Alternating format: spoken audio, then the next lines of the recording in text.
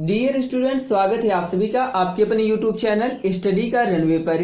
यदि दोस्तों आप हाई स्कूल एग्जाम की तैयारी कर रहे हैं तो यह वीडियो आपके लिए बहुत ही हेल्पफुल होने वाली है, क्योंकि इस वीडियो में बायोलॉजी परिवहन चैप्टर से टॉप 40 संभावित प्रश्नों को डिस्कस किया गया है जो आपके बोर्ड एग्जाम के लिए बहुत ही महत्वपूर्ण है। तो आइए स्टार्ट करते हैं वीडियो को।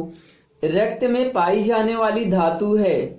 रक्त में आयरन नामक धातु पाई जाती है और आयरन का संकेत होता है Fe और Fe को लोहा भी कहते हैं। आरबीसी का जीवन काल कितना होता है? आरबीसी का जीवन काल 120 दिनों का होता है। अच्छा, आरबीसी की फुल फॉर्म क्या है? तो आरबीसी की फुल फॉर्म है रेड ब्लड कॉर्पसेल्स। लाल रक्त कणिकाएं कहाँ उत्पन्न होती हैं? लाल रक्त कणिकाएं यानी कि आरबीसी हमारे शरीर में अस्थि मज्जा यानी कि बोन मैरो में उत्पन्न होती हैं, लेकिन भ्रूणावस्था में आरबीसी का निर्माण यकृत और प्लीहा में होता है। मीन्स दोस्तों, जब कोई बच्चा भ्रूणी अवस्था में रहता है तो उस समय उसके शरीर में आरबीसी का निर्माण यकृत और प्लीहा में होता है। मानव रक्त में कितने प्रतिशत प्लाज्मा होता है? तो मानव रक्त में 55% प्लाज्मा होता है और प्लाज्मा हल्के पीले रंग का चिपचिपा द्रव होता है। किसे आरबीसी का कब्रिस्तान कहा जाता है?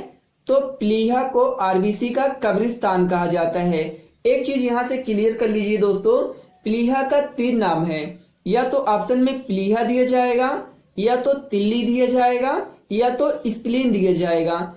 ये तीनों एक ही हैं। रुधिर दाब मापने के लिए प्रयोग करते हैं। रुधिर दाब मापने के लिए स्फेग्नोमैनोमीटर का प्रयोग करते हैं। रुधिर परिसंचरण की खोज किसने की थी?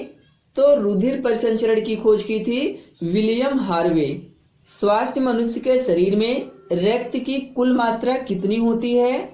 तो एक स्वस्थ मनुष्य के शरीर में रक्त की कुल मात्रा शरीर के वजन का 7% होता है।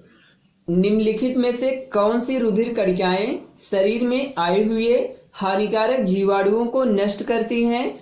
तो श्वेत रुधिर कणिकाएं शरीर में आए हुए हानिकारक जीवाणुओं को नष्ट करती हैं और श्वेत रुधिर कणिकाएं हमारे शरीर में रोग प्रतिरोधक क्षमता भी पैदा करती हैं। शुद्ध रुधिर को शरीर के विभिन्न भागों में ले जाती है। तो महाधमनी शुद्ध रुधिर को शरीर के विभिन्न भागों में ले जाती है। फेफड़ों में शुद्ध रुधिर आता है। तो फेफड़ों में बाएं नीले से शुद्ध रुधिर दैहिक महाधमनी चाप के द्वारा आता है। मानव हृदय में कक्षों वेश्म की संख्या होती है। तो मनुष्य के हृदय में 4 वेश्म अर्थात 2 अलिंद और 2 निलय होते हैं। पत्तियों में बने हुए खाद्य पदार्थों का स्थानांतरण होता है तो फ्लोएम के द्वारा होता है। दोस्तों, प्रकाश संश्लेषण की क्रिया के दौरान पत्तियों द्वारा बनाया गया भोजन फ्लोएम के द्वारा पौधे के अन्य भागों तक भेजा जाता है। फ्लोएम द्वारा भोजन का स्थानांतरण होता है तो किस रूप में होता है दोस्तों? तो यह होता है सुक्रोज के रूप में। जल तथा खनिज लवणों को कौन सा ऊतक पादप के विभिन्न भागों में पहुंचाता है? तो यह पहुंचाता है जाइलम, और जाइलम को जल संवहन ऊतक भी कहते हैं। This is the main function of rolling absorb to the water and top to the all branches. Means दोस्तों, जाइलम का वर्क होता है जड़ों द्वारा जल को अवशोषित करके पौधे के अन्य भागों तक पहुंचाना। मनुष्य का हृदय 1 मिनट में धड़कता है। मनुष्य का हृदय 1 मिनट में 72 से 75 बार धड़कता है। समय की प्रतीक इकाई में होने वाली हृदय की धड़कनों की संख्या को हृदय की दर कहते हैं। इसे धड़कन प्रति मिनट के रूप में व्यक्त किया जाता है। शुद्ध रुधिर बहता है। तो फुफ्फुस धमनी के अतिरिक्त सभी धमनियों में शुद्ध रुधिर बहता है। ठीक इसी प्रकार फुफ्फुस सिरा के अतिरिक्त सभी सिराओं में अशुद्ध रुधिर बहता है। रक्त समूह की खोज किसने की थी? तो रक्त समूह की खोज की थी कार्ल लैंड स्टीनर। इसके लिए इन्हें 1930 में नोबेल प्राइज भी मिला था। रक्त का अध्ययन कहलाता है हेमेटोलॉजी। यदि हम अदर ऑप्शन को डिस्कस करें तो न्यूरोलॉजी के अंतर्गत तंत्रिकाओं का अध्ययन किया जाता है, और हिस्टोलॉजी के अंतर्गत ऊतकों का अध्ययन किया जाता है, और साइटोलॉजी के अंतर्गत कोशिकाओं का अध्ययन किया जाता है। दाएं नीले से अशुद्ध रुधिर किस अंग में जाता है? तो दाएं नीले से अशुद्ध रुधिर फुफ्फुस धमनी द्वारा फेफड़ों में शुद्ध होने के लिए जाता है। निम्नलिखित में से रुधिर है, तो निम्नलिखित में से रुधिर एक तरल संयोजी ऊतक है। रुधिर की उत्पत्ति होती है तो हमारे शरीर में ब्लड की उत्पत्ति भ्रूण के मध्य जनन स्तर से होती है। मानव रक्त का पीएच मान होता है, तो मानव रक्त का पीएच मान होता है 7.4। दोस्तों मैं आपको बता दूं, यदि किसी भी पदार्थ का पीएच मान 7 से अधिक होगा तो वह होगा क्षारीय, यदि 7 से कम होगा तो वह होगा अम्लीय, यदि 7 के बराबर रहेगा तो वह रहेगा उदासीन। तो हमारे ब्लड का पीएच मान होता है 7.4, इसीलिए हमारा ब्लड हल्का सा क्षारीय होता है। धमनी और शिरा तंत्रों को जोड़ने वाली महीन वाहिनियां हैं, तो धमनी और शिरा तंत्र अत्यंत महीन केशिकाओं द्वारा आपस में जुड़े रहते हैं। ऑप्शन नंबर डी सही हो जाएगा। किस विटामिन की कमी से खून का थक्का नहीं जमता है? तो हमारे शरीर में विटामिन के की कमी के कारण ब्लड का थक्का नहीं जमता है। रक्त का लाल रंग किसके कारण होता है? तो हमारे शरीर में हीमोग्लोबिन की उपस्थिति के कारण हमारे ब्लड का रंग लाल होता है, और शरीर में हीमोग्लोबिन का मुख्य कार्य ऑक्सीजन और भोज्य पदार्थों का परिवहन करना है। किस प्रोटीन की मौजूदगी के कारण शरीर के भीतर रक्त का थक्का नहीं जमता है?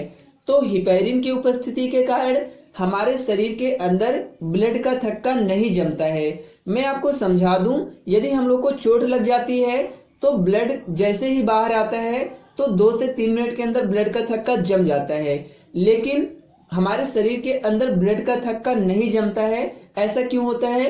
क्योंकि हमारे शरीर के अंदर एक प्रकार का पदार्थ पाया जाता है जिसका नाम है हिपैरिन।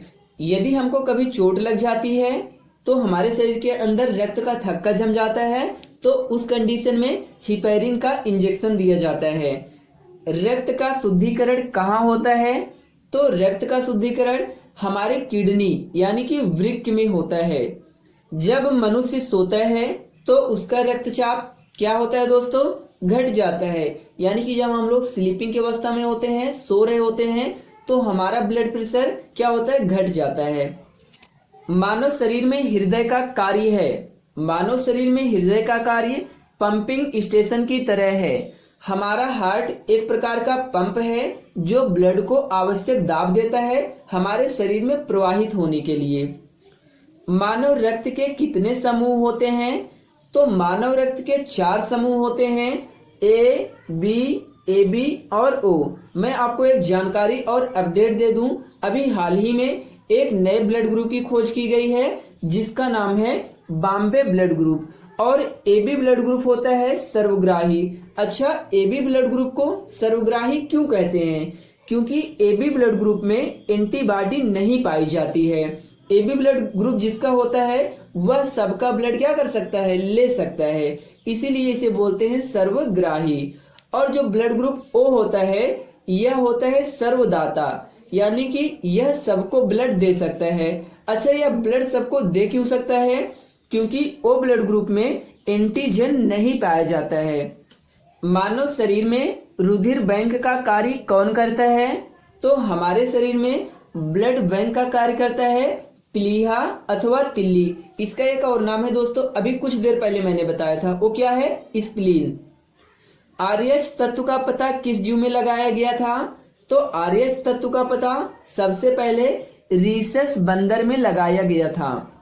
मानव शरीर में सामान्यतः रुधिर दाब यानी कि ब्लड प्रेशर कितना होता है?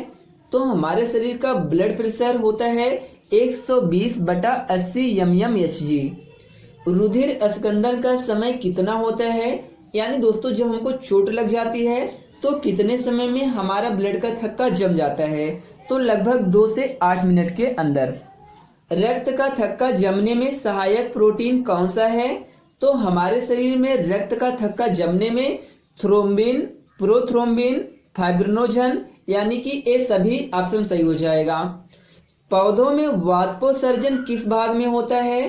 तो पौधों में वाष्पोत्सर्जन की क्रिया पत्तियों में होती है। अच्छा, वाष्पोत्सर्जन क्या होता है? तो पौधों की पत्तियों द्वारा अतिरिक्त जल बाहर निकालने की क्रिया को वाष्पोत्सर्जन कहते हैं। मानव हृदय में वेशमों का शिथिलन क्या कहलाता है? तो मानव हृदय में वेशमों का शिथिलन डायस्टॉल कहलाता है। रक्त जमने में किस तत्व की मुख्य भूमिका होती है? तो रक्त जमने में कैल्शियम की मुख्य भूमिका होती है। दोस्तों, मैं यहाँ से कुछ डाउट क्लियर करना चाहता हूँ आपका। इसके पहले मैंने बताया था विटामिन के की कमी के कारण रक्त का थक्का नहीं जमता है, लेकिन वहां बात हुई थी विटामिन की। और मैंने बताया था किस प्रोटीन की कमी के कारण रक्त का थक्का नहीं जमता है? तो वो क्या है? थ्रोम्बिन, प्रोथ्रोम्बिन और फाइब्रिनोजन। और यदि पूछा जाए रक्त जमने में किस तत्व की मुख्य भूमिका होती है? तो अभी मैंने बताया कैल्शियम। और यदि ऐसे पूछा जाए कि हमारे शरीर में रक्त का थक्का नहीं जमता है, ऐसा क्यों? क्योंकि हमारे शरीर के अंदर एक हिपैरिन नामक पदार्थ पाया जाता है। तो दोस्तों, यदि हमारी वीडियो अच्छी लगी हो तो प्लीज चैनल को लाइक कर दें, सब्सक्राइब कर ले, बेल आइकन को दबा ले ताकि मेरी नेक्स्ट वीडियो आप तक पहुंच सके सबसे पहले। Thanks for watching my video. Take care. आपका दिन शुभ हो।